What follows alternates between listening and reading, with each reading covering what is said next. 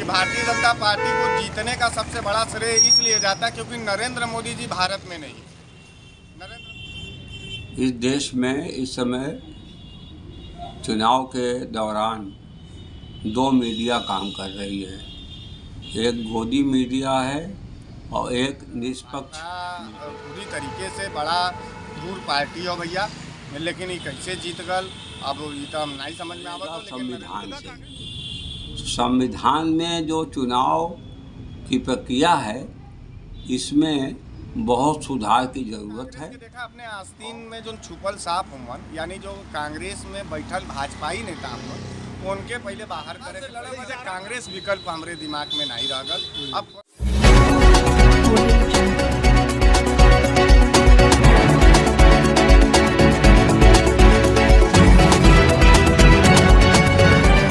समाचार दर्शन हर खबर पर देखिए, पूरी तरीके से भारतीय जनता पार्टी जो कांग्रेस पार्टी डिफीट खाई है। कांग्रेस पार्टी के अंदर के जो वरिष्ठ नेता थे, जो घमंडी टाइप के थे, जो बड़े तानाशाही टाइप के थे, उनको करारा जवाब भारतीय जनता पार्टी के नेताओं की तरफ से मिला है और नए सरकारों के गठन को मैं ढेर सारी शुभकामनाएं देता हूँ। दूसरी बात यह है कि भारतीय जनता पार्टी को जीतने का सबसे बड़ा श्रेय इसलिए जाता है क्योंकि नरेंद्र मोदी जी भारत में नहीं है। नरेंद्र मोदी जी जहाँ रहते हैं वहाँ पूरा विनाश हो जाता है पूरे तरीके से, तो ये बहुत बड़ा प्लस पॉइंट था। लेकिन अब तो लोग कह रहे हैं कि पनौती लग गई। अब नहीं पनौती का सेमीफाइनल जीते हैं, फाइनल जाके हार जाएंगे, तो फाइनल जाके हारेंगे। लेकिन एक बात हम बता दें कि मध्य प्रदेश में जिस तरीके से या राजस्थान में या छत्तीसगढ़ में भारतीय जनता पार्टी जीती है, तो एक बार पुनः जनता को आदिवासी के मुंह पर जो पेशाब करने का कांड था, वो किसानों के 1000 किसानों की मौतों का, बेरोजगारी का, महंगाई का, ये सवाल नगण्य रहा और पूरी तरीके से धन बल और बाहुबल और माफियावाद एकदम भारी था।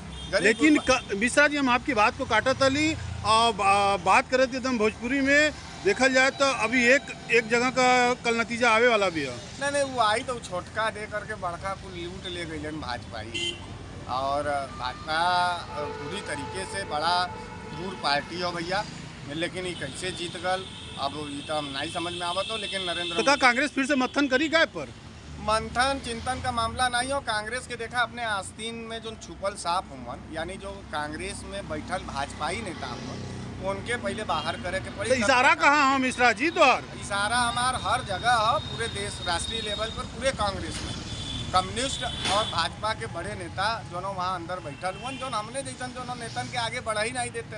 कांग्रेस खाजियामा ऐसा ही लड़त रही। और एक बात और बताइए, अब भाजपा से लड़े बदे कांग्रेस विकल्प हमारे दिमाग में नहीं रह गल।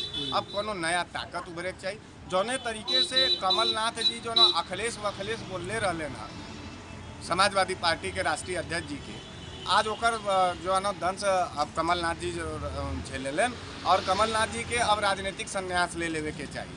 जौन घमंड रहल अशोक गहलोत जी, सचिन पायलट जी के दबावत रहने, जहाँ पुरनका सीनियर नेता हमन कुल जो नौजवान लीडरन के काम करे वाले लीडरन के दबा के रखबा तो का हुई, आक्रोश पलटबे करी। तो पूरी तरीके से कांग्रेस का जौन घमंड रहल, कांग्रेस का जौन मतलब एक तरीके से लूट तंत्र वाला जौन सिंडिकेट रहल वो हारल है। जनता, देश के जनता के बहुत बहुत बधाई है। लेकिन नहीं मिश्रा जी, सुनल जाए का कांग्रेस के वाकई फिर से गठन करे को फिर से नौजवानन के मौका देवल जाई। नौजवानन के न लेके आइयन तक राहुल गांधी केतनो भारत जोड़ रहे हैं, उनकर कांग्रेस पार्टी ही न जुट पाई।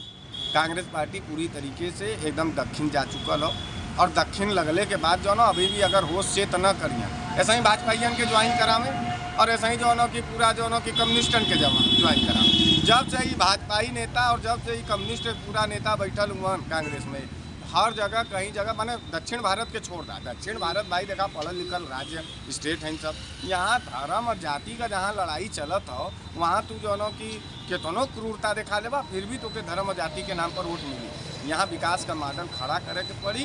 पीड़ित, पिछड़ा, दलित और आदिवासियों के विश्वास को जीतना होगा कांग्रेस को। तो अभी जीतना पहले? अरे कहाँ जीतल हो तो जो ना छत्तीसगढ़ गवा दे, राजस्थान गवा दे, मैंने बनल सरकारवा कुल बैठ गल चल गल जो और जो कि जीत जातो भाजपा। लेकिन बात तो बड़ी रहा मिश्रा। नहीं बात कांग्रेसी बात बड़ी करल।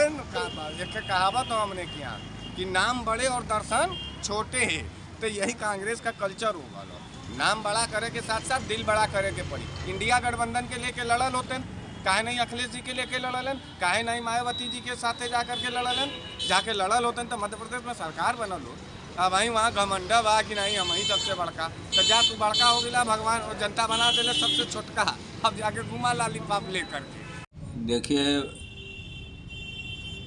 इस देश में इस समय चुनाव के दौरान दो मीडिया काम कर रही है। एक गोदी मीडिया है और एक निष्पक्ष मीडिया है।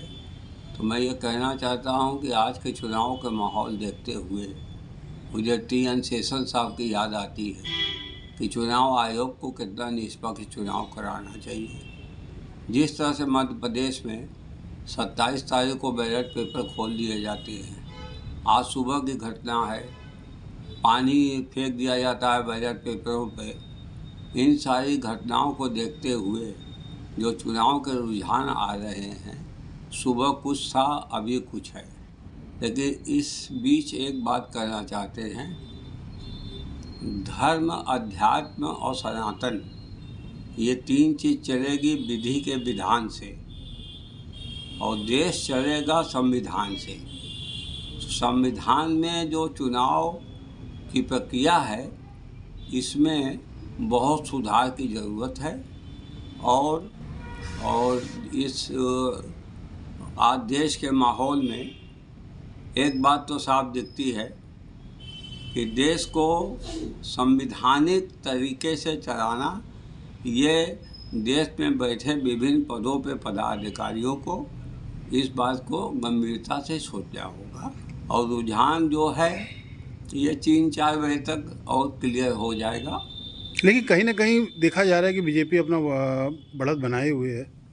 देखिए, कहीं कांग्रेस को झटका लग रहा है, कहीं कांग्रेस को झटका तो हमको भी लग रहा। सन 77 में भी जब मोरारजी देसाई की सरकार बनी थी 47 के बाद, तो 77 तक कांग्रेस की सरकार थी।